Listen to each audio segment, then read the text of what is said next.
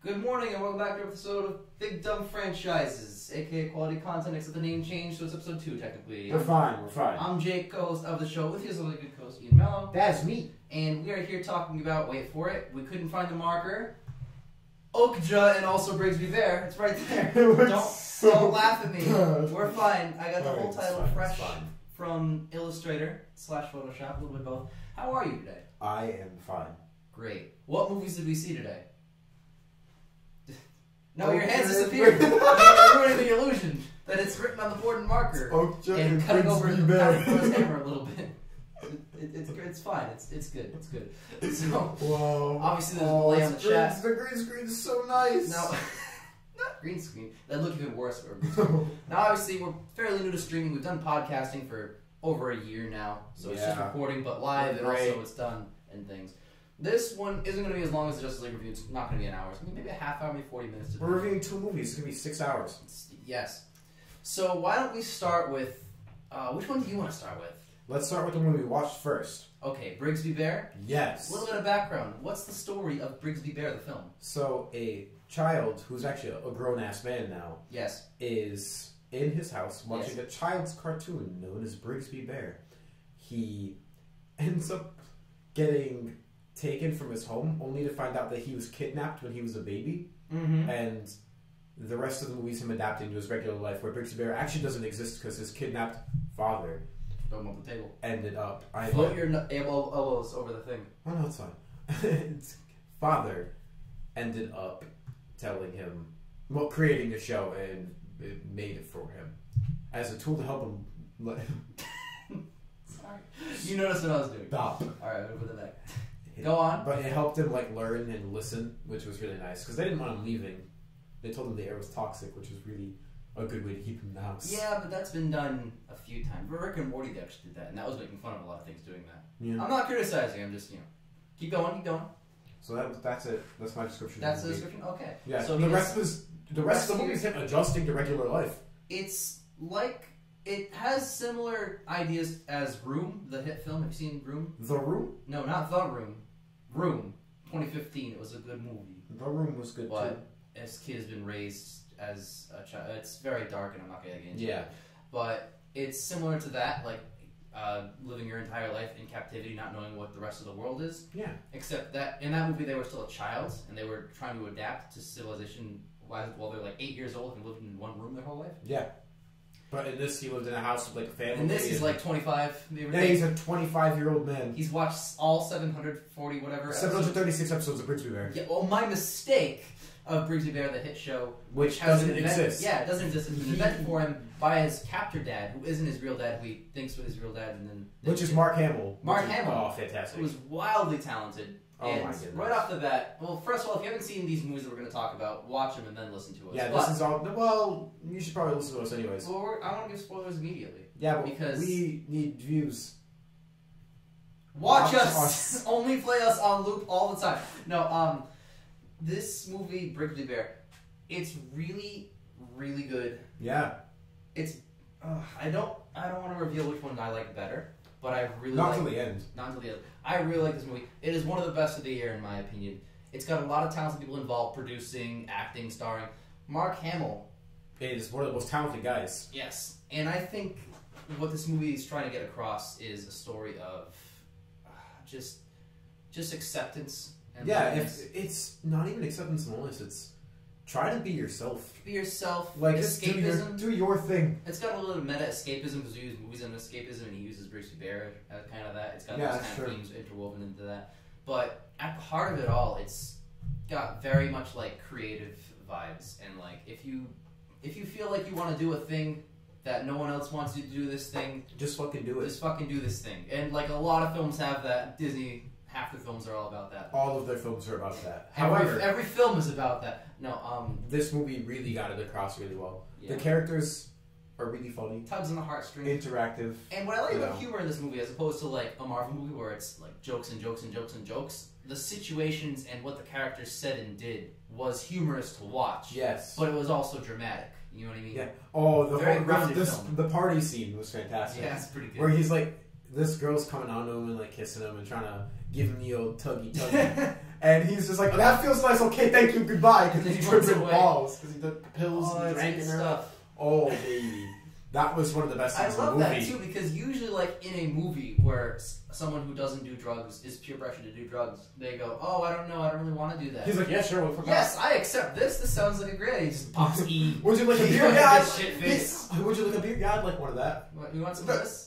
And we're not told what it is. Probably Molly, but he's like, well, what's this? He's like, oh, yeah, sure, why not? Yeah, I'd like some of that. Seems dope as shit. Like, and then he's like, yes, that is dope as shit. He picks up mannerisms throughout the movie and uses them stupidly, but it's so charming because he doesn't know any better. The performance is one of the best performances of the year. Like, the main actor. He knows how to do it. He sold it. He sold the awkward, I don't know what I'm doing kind of guy. I wouldn't be surprised if a lot of the dialogue was improvised. The same, like, not exactly to the level of like Robert Downey Jr. as Iron Man, but in that vein of, he fits the character so well. This is the character we're going for. Now take it your own direction, and these are the scenes. And then the guy's reading it. He's like, oh, I'll do this kind of. Kyle Mooney is his name. Very talented. Actually, really talented. That was second best actor in it versus Mark Hamill with the 20 minutes screen. Well, Mark Hamill's Monto. He's a god, yes. And at the end, when he was like, we don't know how to do the voices, having Mark Hamill do the voices. Yes. Come on, most talented voice actor. And that to me spoke to the whole moral and themes of the story, which is like, yes, you can do a lot of bad, but at the end of the day,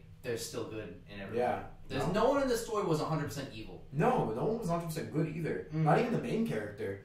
Because he made a bomb. Yeah, he blew up the thing. That was so good. Yeah. It was like an unexpected explosion, and then he took the hit. We're going to do it animated. Yeah, yes, well, I just thought maybe if we had some live action, big budget stuff, people would like it more. It's just such a charming film. It is really charming. I don't see how you can watch this film and not be satisfied. That's true. And it's a Lonely Island production, and what I've seen with both of the films I've seen from them is it's great. They know what they're doing. Yes. And they acted in all the last one. Popstar is a fantastic... It's hysterical. I think it's a near perfect film. It's one of my favorite movies of all time.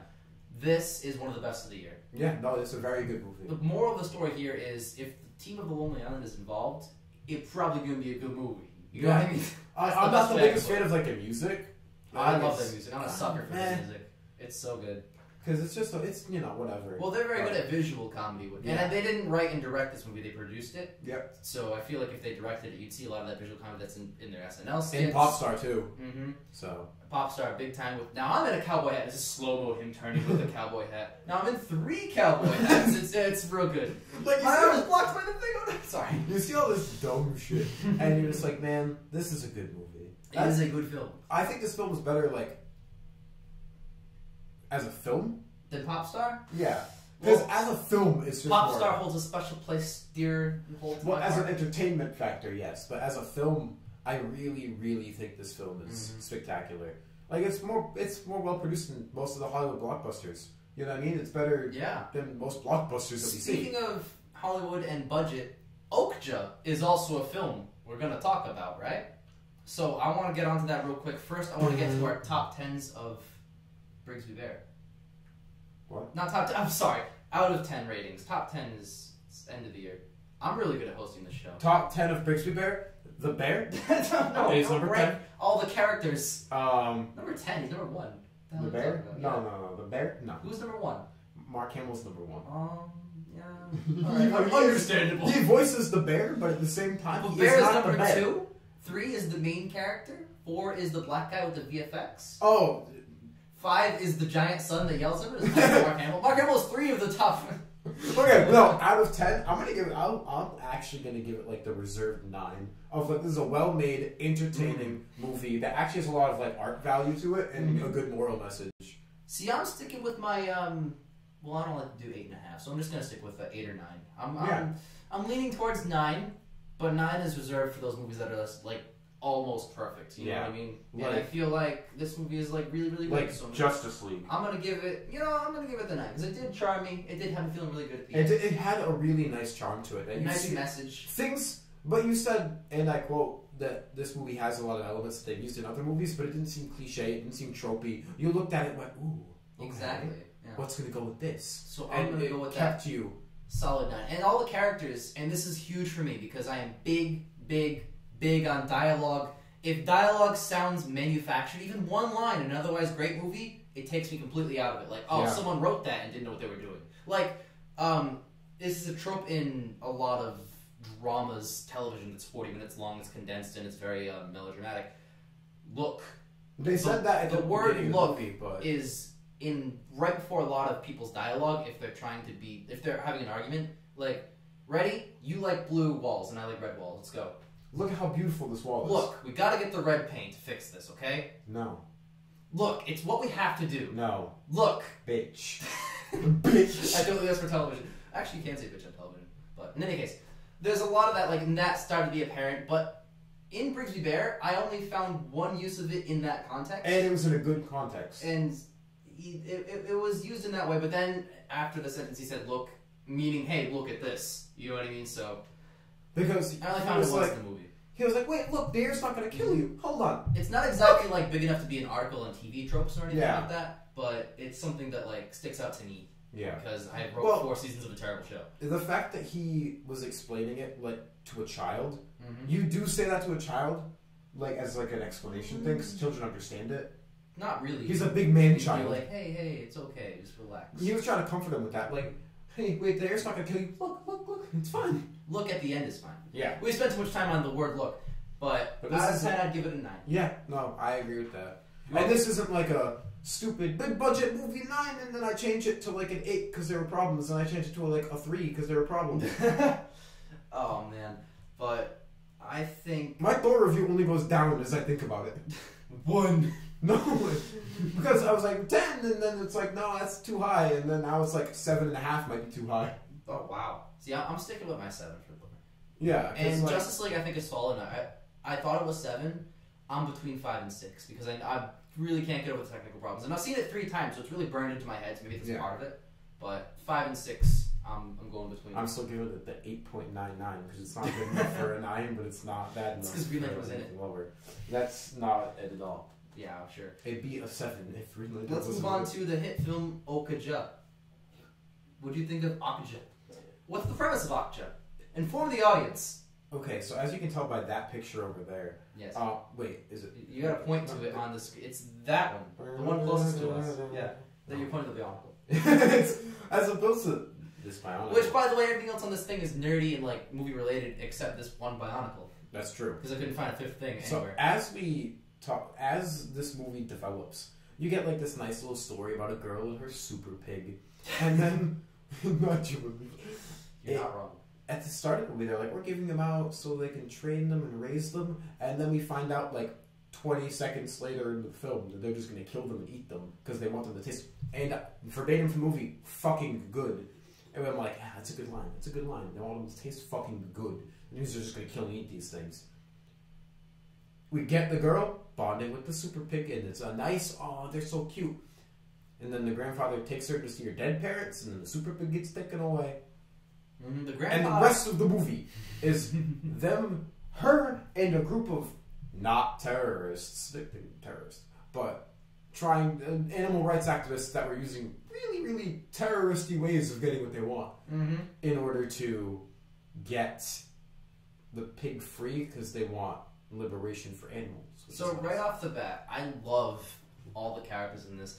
The only one, if I had to criticize a character in this as far as writing, would be the bumbling grandfather, because he was just comedic relief. He overacted a few scenes, and like his character was a bit much. Like when he was falling over himself and like, oh yes, haha, yes, good, yes. Like there's a little bit much of that, but it's not like anything that I can like severely criticize. Not going to cripple the film. And it's just one character. There's a lot of characters in this movie. That's true. And they're all fleshed out, I'd say. Like, at least the ones that we care about. Yep. You obviously are invested in all the terrorist group, which start out as an antagonist after 10 minutes or so, and then you see what they do with Okja and protecting Okja. You're like, oh, wait, they're on their side. Now I'm against the I was already against the company, but I'm against the company a lot now. Yeah, 100%. Yeah, exactly. 75%. Pretty much. And you're following this girl and her story, and I like how she gets caught up in this giant like company versus terrorist activist group warfare only because she loves Okja, and she's just like a passenger in this massive conspiracy story that's taking place. And it's not even a conspiracy because it's true. Well, like it's this huge corporate espionage, Winter Soldier-esque thing, and I love that aspect of it. But I love how she's not the leader of the terrorists or the main company guy, you know, the big clash. There is a leader of the terrorists. He's Paul Dano, very talented. He's super talented. There's a leader of the company, who's Tilda Swinton, who's very talented. Yep. Both clashing, and I love that they're the two sides of the coin, but she's just weaving her way through this story, and the one thing that drives her is her love for Okja. The only thing for me that held this from being like a 9 for like one of the best movies of the year. First of all, I want to compliment the effects before I get to my big the budget's pretty low. Yeah, but $50 million to produce this movie, and Okja looks every scene real looks as beautiful. shit. Yeah, I was trying to find a flaw, but once you spend like 10 minutes or so looking at Okja and finding no CGI flaws, the rest of the movie just see him as a character. You're just like, wow, there's Okja. This is real. Exactly. Yep.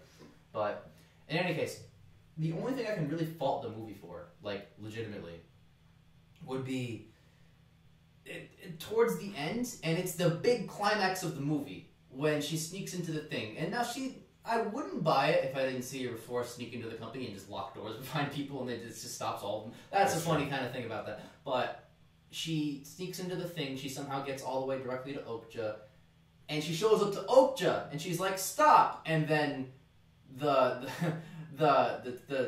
guy who's killing them, Glenn from Walking Dead and Paul Dano, are there. They're the activists, and they're like getting restrained, and they're also there. And then also the espionage of Gus from Breaking Bad, and also Tilda Swinton's twin, who's also Tilda Swinton, is there, and she's like the hard ass, and she's like, what are you doing? Why aren't you killing him immediately? And then she's like, stop, and the activists are like, hey, just let them go. And then she's like this. It's very confrontational, but that's not what sunk it. What sunk it for me was she pulls out this golden pig, which her dad gave her to her grandfather. Her grandfather gave her because it's a custom for when she gets married or something weird like that. And she's like, I want to buy him so you don't kill him. And then she slides it on the ground. Gus from Breaking Bad picks it up, gives it to Tilda Swinton, who bites it. Yep, it's real gold. And she says, yeah, you got yourself a deal. All right, let the thing go. You're good. Bye. And then she walks away. Like, first of all, that's not a legally binding thing. Second, if you're that greedy, just take the gold and also kill the thing. Third, if you're that far into the espionage as far as kidnapping people and trying to stop people, why aren't you just killing the little girl? Or killing the terrorist people? Or putting them in jail or something like that? Or locking them up? Killing the little girl is really bad. I'd be pressed if anyone knew about it. But all the people that were watching were just workers who get paid to do the shit, and people who are under her, like bodyguards and shit, who get paid to do the shit. It felt very contrived. Not a deus ex, I won't say. But it felt very contrived to wrap the story up in a nice little bow at the end. And I felt like up to that point the film was so well written and so good, and I'm so invested that it's not even a bad ending, it's just an okay ending to a great movie. So that's why for me it's more of like a 7 or an 8 than it is a 9. Okay. So, what's your take on that? The ending did lose me a little bit as well. I was like, okay, but that's like really simple. I was expecting a little bit more here. Mm-hmm. And if they had like a long, drawn out argument over the money and the gold, I hate I'm gonna bite this thing and see if it's real. Who the fuck does that? Actually, that's how to tell fool's gold from real gold. That was so... Because fool's gold would crumble. It's a certain way. Who would make an entire huge pig out of fool's gold? People who want to scam the system. Yeah, but this little girl would be like, I'm gonna scam this company head. Well, you gotta make sure it's legit. Yeah, but I don't like seeing that because it's really stupid. She could... If anything, she would have had him do it, because she's the big corporation head. She would have bite this.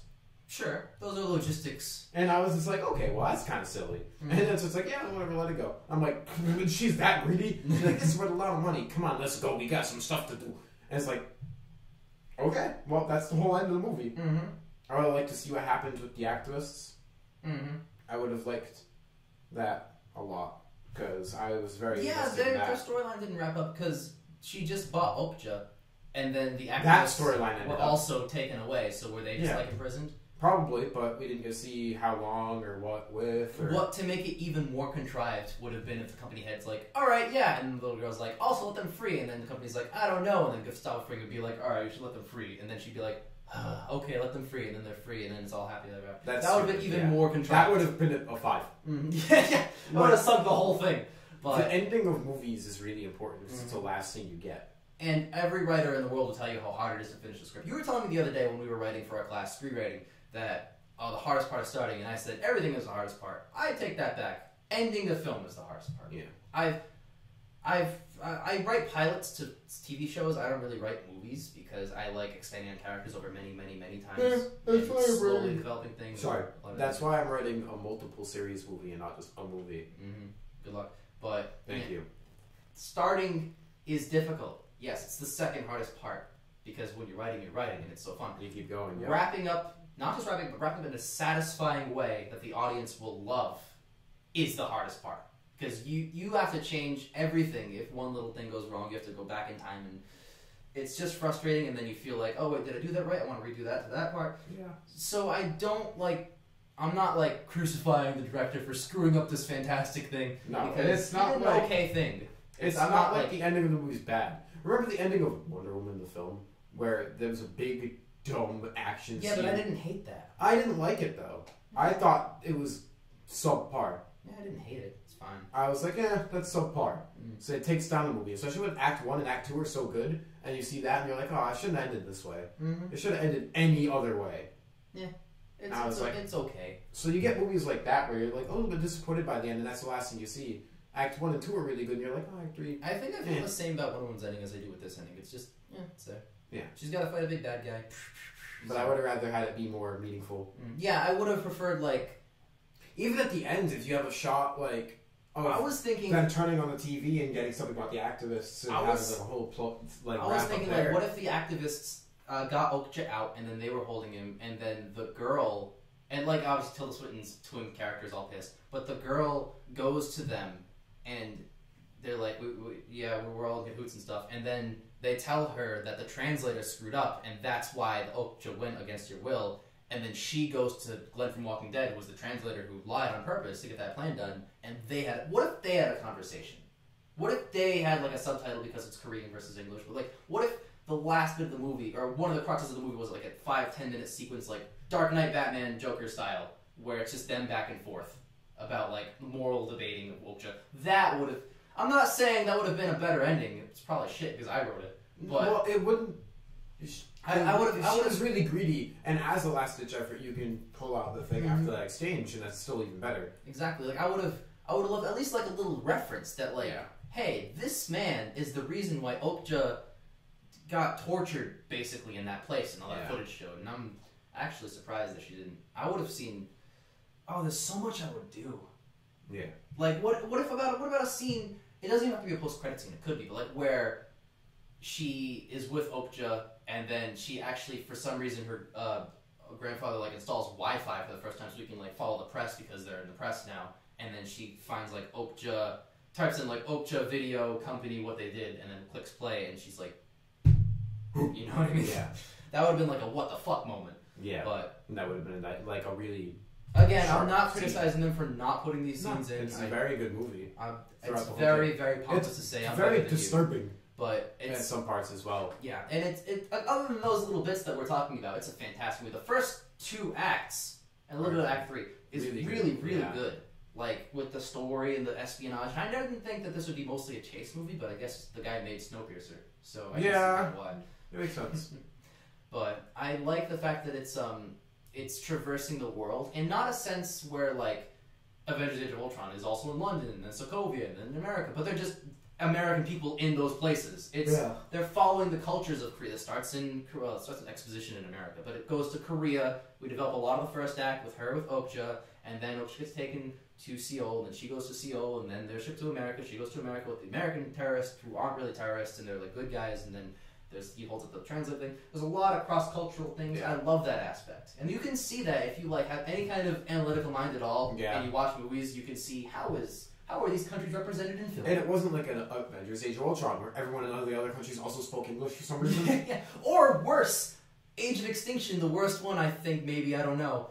The last one was really bad. But Transformers 4, where Stanley Tucci's character is escorted by a bodyguard. Now, it would make sense for a bodyguard to know self-defense, but the bodyguard uses self-defense on some police in the